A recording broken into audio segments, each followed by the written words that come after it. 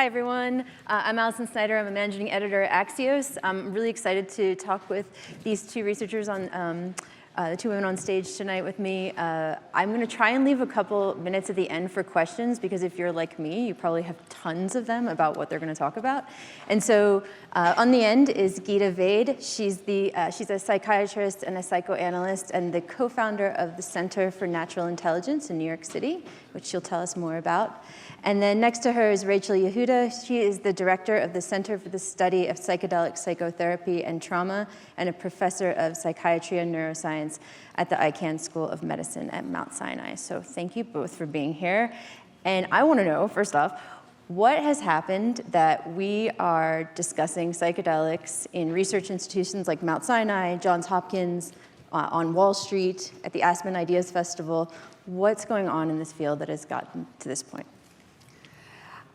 I think that people have started to recognize that we need to look out of the box for solutions to the problems of mental health, especially mental health conditions that are related somehow to trauma exposure or the things that happen to us. And we do have treatments for trauma-related disorders like PTSD and depression or anxiety. But most people who go to therapy feel that they have to continue in therapy, that they're not getting over a really important hurdle that is allowing them to kind of reclaim their lives, or reach kind of ultimate healing and wellness.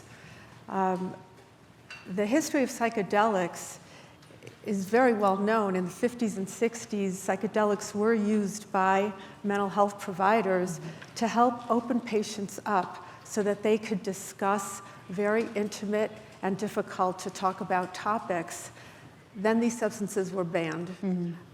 They're Schedule I compounds now, and I think what you're seeing now is a resurgence because a few really brave people decided that these tools were too important to keep scheduled, and began an initiative to really test these compounds.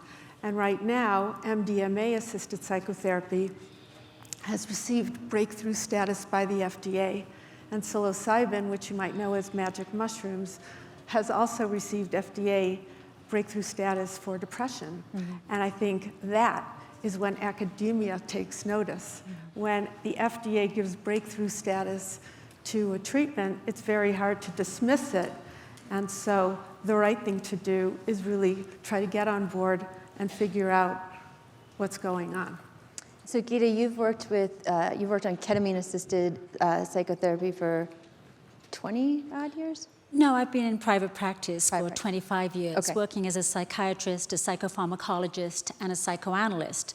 It's only been in the last sort of 7-8 years that I came across psychedelics and was just completely blown away by the access and the healing potential. And that started me off on a journey of exploration to try and understand everything that was happening in the field, in the underground, in the overground, in research. And in the last few years, I've been working with a pioneer in the field, Phil Wolfson, working with ketamine, which is a legal medicine and a psychedelic agent, to really work with ketamine in my office and teach ketamine-assisted psychotherapy. So, okay, maybe we should just start with what happens. You both work, you're talking about different drugs here, but maybe you could each describe what goes on for a patient who comes in, whether in a research setting, in a clinical setting. What does this look like? Who's in the room? Where is the room? What goes on? Who wants to go first? Would you like to go first?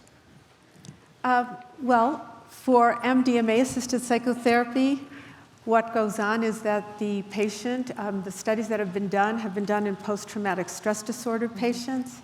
The two therapists spend a lot of time getting to know the patient and preparing the patient to work with a psychedelic drug.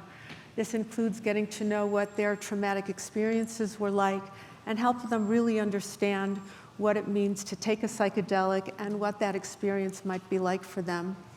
On the day that the psychedelic or the MDMA will be administered, there are again two therapists. The patient takes the MDMA and within an hour starts to feel the effects. The patient is offered another booster dose, And then the patient kind of settles in to an experience. There's music, there's eye shades, where they're revisiting moments from their past in the presence of two therapists that are really kind of holding space and following their process. Now, what does MDMA do to facilitate a psychotherapeutic process? MDMA, it's not a classic psychedelic, but it's a drug that increases compassion, it increases insight, it reduces fear of confronting traumatic memories, and so it is setting up a completely conducive state towards doing the very hard work of therapy, which is visiting very distressing traumas. Most people who go to a mental health provider to talk about a traumatic experience get stuck somewhere along the way because it's so difficult to go forward. There's a lot of shame, there's a lot of guilt, there's a lot of self-blame. There's just a lot of really difficult material to get to. But if you're in a state where you're having a lot of self-compassion, in the presence of people that are really making it safe for you to talk, then you can really visit things. And the psychologist Stan Grof really said it best and summarized it perfectly when he said that psychedelics are to the field of psychiatry what the microscope is to biology and the telescope is to astronomy. Psychedelics are tools. They're not treatments per se, but they're tools that help people see things that they might not otherwise see. And once those things are seen, they can be worked with, especially in the context of healing from trauma. Traumatic memories can be processed. At the end of 8 hours, a person has done a lot of processing of trauma, the drug wears off and is completely out of one's system. And the next day, the therapists work with the patient to integrate and talk about what insights were made and what was seen during the journey. And there are several integration sessions that can then be followed again by another experimental session, more integration sessions, et cetera. So it's not a quick fix. It's not that you just take a medicine and everything is fine. But you're taking a medicine in the context of a process of healing, and you're working very hard to heal in the presence of trained clinicians and in the exact right setting and framework that is conducive to the healing. So therapy is the other piece of this that sometimes I think is brushed over maybe in headlines. And so from your perspective, Gita, what needs to happen from the therapy? How's it done now in terms of how therapy approaches this? And then what are the new modes or new approaches to therapy that are needed given this potentially new tool? Well, I think there's not been enough of a focus on the psychotherapy that goes along with these medicines to really enhance the healing process.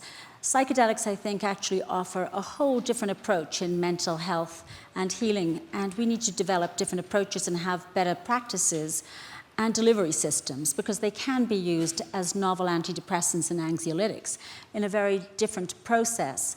But I think the more radical and the further reaching is it allows for a much different process of deeper healing. But that involves a lot of skill in knowing each medicine and using the therapeutic relationship to cultivate knowledge for a person to prepare to go into an experience, as well as the after effects to absorb and process. So it's a very different approach. Mm-hmm. As a psychiatrist and a psychoanalyst, I would say everything in my past and background was relevant and applicable. It's just the rules all shifted.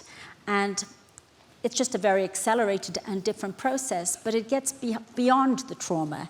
It actually gets into a process of building health and building well-being. So that's a very different function and corrective experience. Mm-hmm.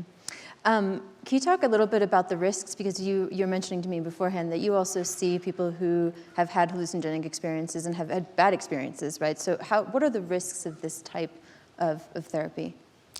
Well, I think a lot of it has to do with preparation and patient selection. First of all, when I see a person in my office, and I don't work in research, so I can do a much more tailored approach based on the individual. First of all, you have to find out is this person suitable? And I would say most people are suitable for this approach. That doesn't necessarily mean it has to be with psychedelics. There are other practices which involve non-ordinary states, such as meditation or even breath work or somatic work that can get one into some of the healing potential that this approach offers. Psychedelics are a very good approach, but are not actually useful for everyone. So you have to look for exclusions. There are certain people who might have medical problems or psychological problems that make them either high risk and require a lot of preparation, or perhaps it's not the ideal treatment. And then in addition to that, I think that a lot of people who've had bad experiences or bad journeys or have run into problems have really had not adequate preparation or sophisticated facilitators who are dosing them correctly or giving them the adequate guidance of knowing how to navigate the experience and make meaning of the experience. So it's a different set of skill sets that really needs to be explored and researched, as well as disseminated into current practitioners.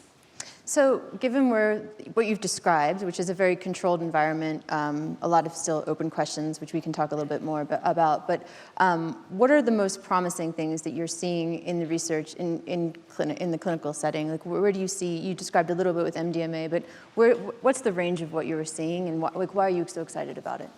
Why am I so excited about it? Well, I'm excited for a lot of reasons. One is the hope that it offers so many people who have been really struggling with deep traumas and haven't really found a way to access good health and healing. So I'm excited for them. I'm also excited about what we might learn about the brain as a result of the fact that these medicines accomplish what they accomplish. So if you stick with the metaphor of the microscope and the telescope, I'm very fascinated by how psychedelics might work in the brain. Do psychedelics enhance cortical plasticity? Do psychedelics release oxytocin? Is that why we feel so affiliative when these drugs are given?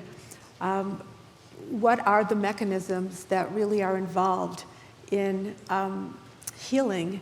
I think that these medicines can tell us a lot about the neural basis of consciousness. I think these medicines can tell us a lot of things that we don't know about really how psychotherapy can be optimized, and why maybe taking a medicine alone might not achieve the perfect optimization in the context of a trauma-related psychiatric disorder.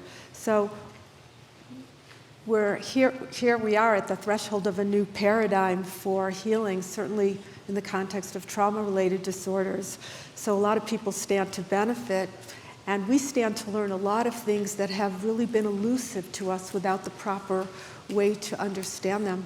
I'm particularly excited also about looking at the question of why such a brief, relatively brief course of therapy can be so transformative. Mm-hmm. And I think that we're going to be invoking epigenetic mechanisms to help us explain this issue.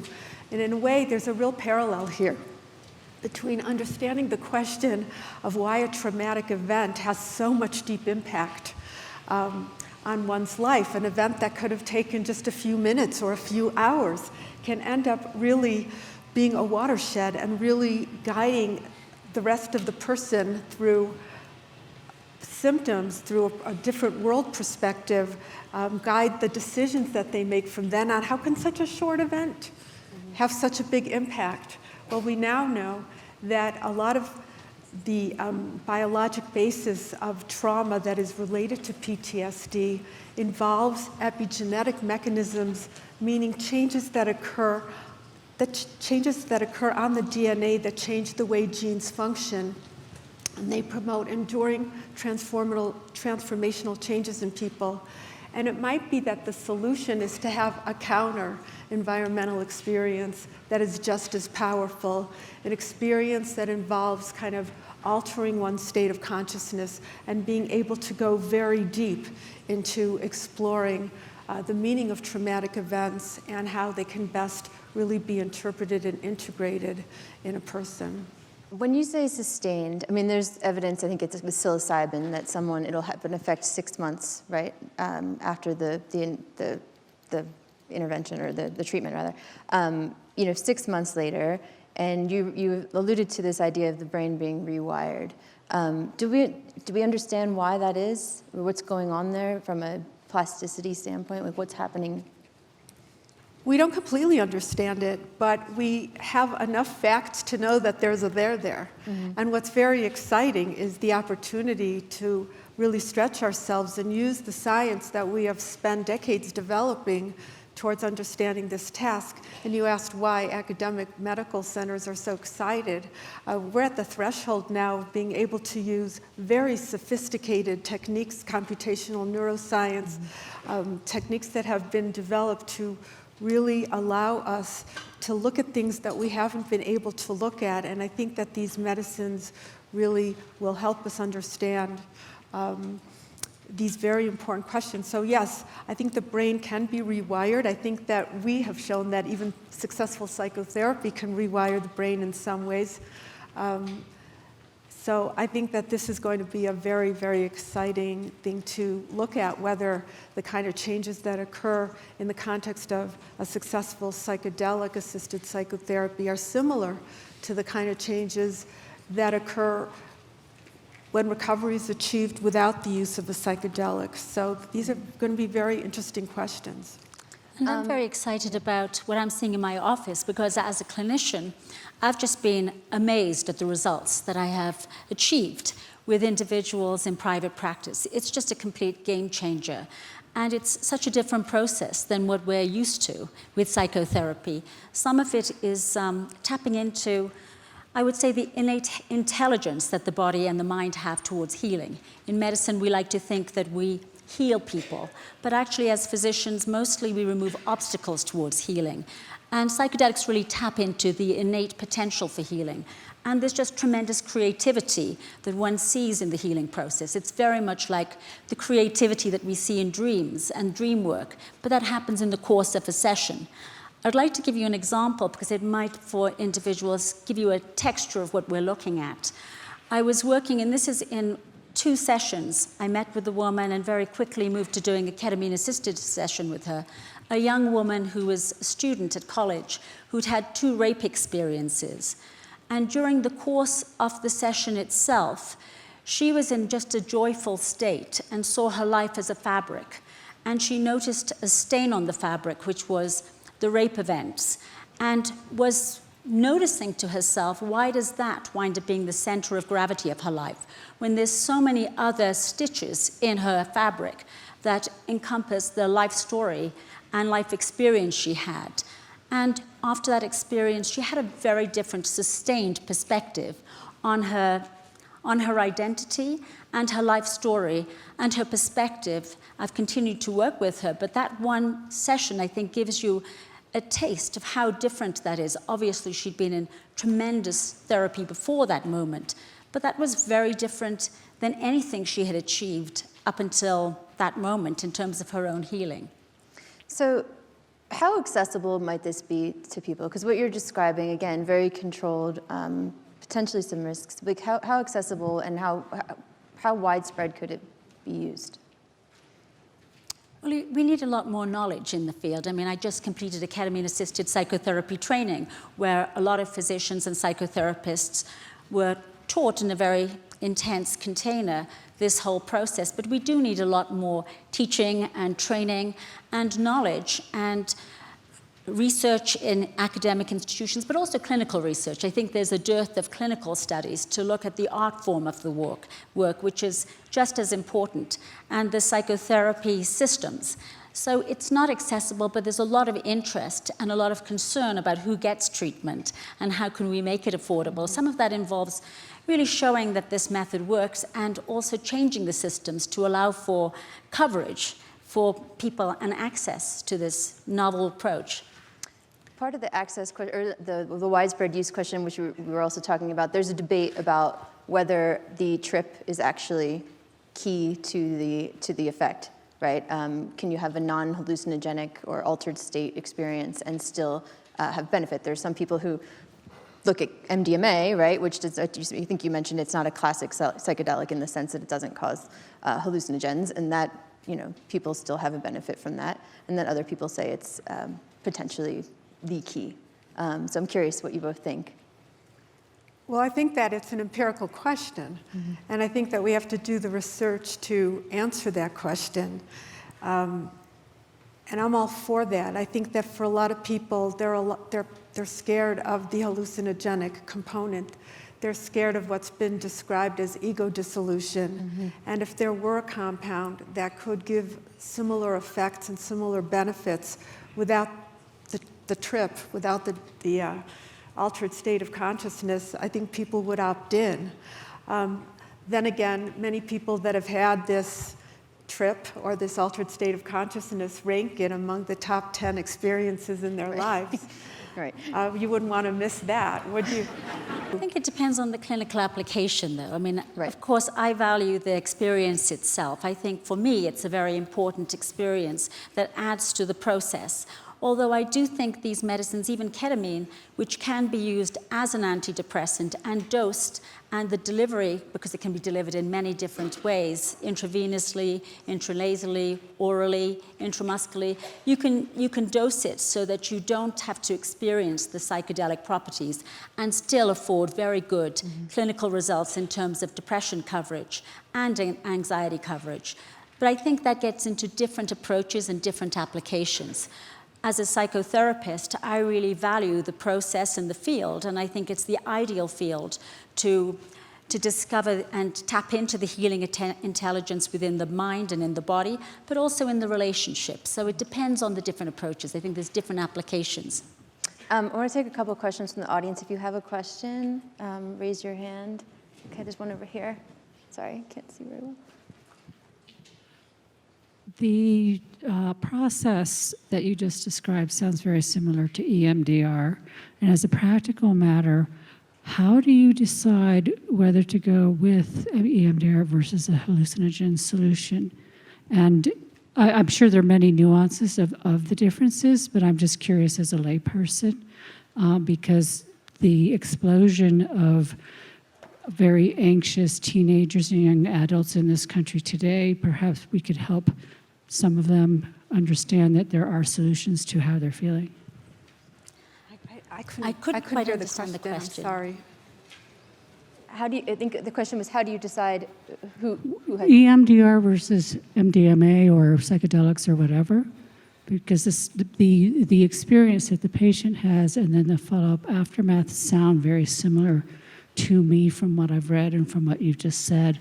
But to deal with anxiety, because it's an epidemic, it's certainly in the communities that I live in with young people. And so there's going to need to be a lot of knowledge for how to help these young people, for us who live in the society. I think the question was about EMDR versus psychedelic-assisted psychotherapy. With the focus on anxiety. With a focus on anxiety.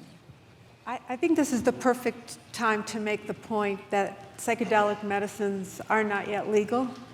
So if you go to... Ketamine is legal. Except for ketamine. Ketamine, yes, ketamine. But yes, yeah. MDMA and psilocybin, they're not yet FDA approved for use. Ketamine is legal. So I think you wouldn't go to your therapist and just say, or your therapist wouldn't wonder which one to use. Right now, the way that you get a psychedelic-assisted psychotherapy with MDMA or psilocybin or any other medicine that is currently scheduled is to do so in the context of an FDA-approved research, and they're usually very tight criteria for who could join those studies. One day, when these medicines are approved, and I hope that day will be soon, it will be a very important question of how you decide when in the course of a therapy to use a psychedelic medicine. Do you do it after other more traditional forms have failed? Or do you start right out of the gate with something very powerful? Will there be the need to do combination therapies? Will there be need to support a patient who's done psychedelic work with other kinds of work? Would you look at it as opening up someone so that they can do trauma-focused work with more traditional approaches. These are all things that we don't know yet, and these are all things that we're going to have to find out. Are there any other question in the audience? Oh, down here in front.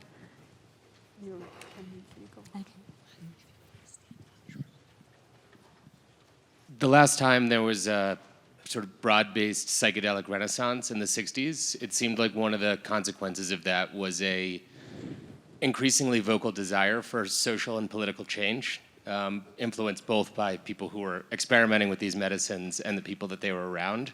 So kind of running the clock forward, assuming that MDMA and other psychedelic medicines get approved and start to play a wider role in society, it seems like you can almost anticipate at least some form of an eventual backlash against these medicines. And how does the psychedelic-assisted therapy community today think about mitigating that potential backlash?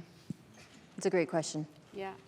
Well, I think it does have a direct effect on people's consciousness and awareness. So I do think we can anticipate it making big shifts, but I think that's very uplifting and promising, because people I work with who are in pain and suffering, it's almost like someone who's drowning. And when you're drowning, all you can think about is getting your head above water and yourself.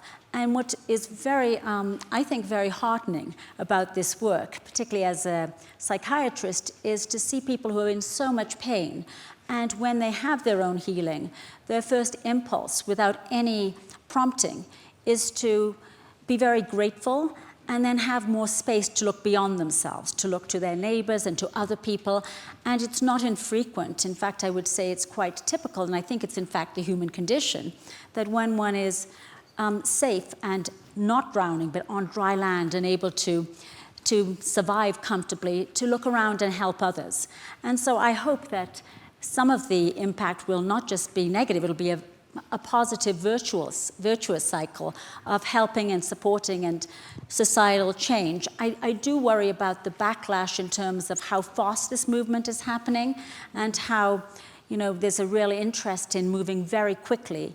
And sometimes when that happens, as I think is happening, you're taking shortcuts in terms of a lot of the necessary platforms, research delivery systems being adequate. And that could inadvertently lead to backlash if there are problems or side effects that haven't been adequately studied, and adequate attention to how to manage those in the rollout. Mm-hmm. I would just want to add to that. I think that's the question. How are we going to avoid what happened last time? And I think we're going to do things differently this time. First of all, we're going to prepare for adverse events when people misuse these medicines or take them on their own or take them not as prescribed. So we have to develop harm reduction settings. We have to teach people what to do when somebody is in what we call a bad trip that really isn't a bad trip if you know how to help somebody through it. You can get a lot out of what happened when it wasn't as much fun as you thought it would be. But we have to train a new group of mental health providers in how to work with people in an altered state of consciousness, and we have to educate the public. And particularly if there are efforts to make these medicines more broadly available, we are going to have to talk about some of the downsides, some of the adverse events that occur, and what somebody should do when those things occur. Look, we know that any medicine that we take, any medicine that is in our medicine cabinet, can be taken inappropriately and have adverse effects if we do so. So we just have to engage in real public education and public dialogue about this. And we do need to have real places where people can call, hotlines, where people can talk about what's going on with them if they do find themselves in a situation that they didn't plan on. And so I think that that's going to be a really important part of rolling out these treatments, to do so responsibly, to train people so that they understand and so that they don't get very afraid when there is an adverse event. Just like we don't ban aspirin because somebody swallows a bottle in the context of a suicide attempt. We just provide the public education that is necessary so that we can all understand that when used appropriately, these medicines can be not only safe, but offer the potential for some positive change. We're just about out of time, so I want to thank you. Obviously, there's a lot to watch. As obviously, as you said, it's moving very quickly, a lot going on. So thank you for getting us up to speed, and thank you again for being here. Thank you.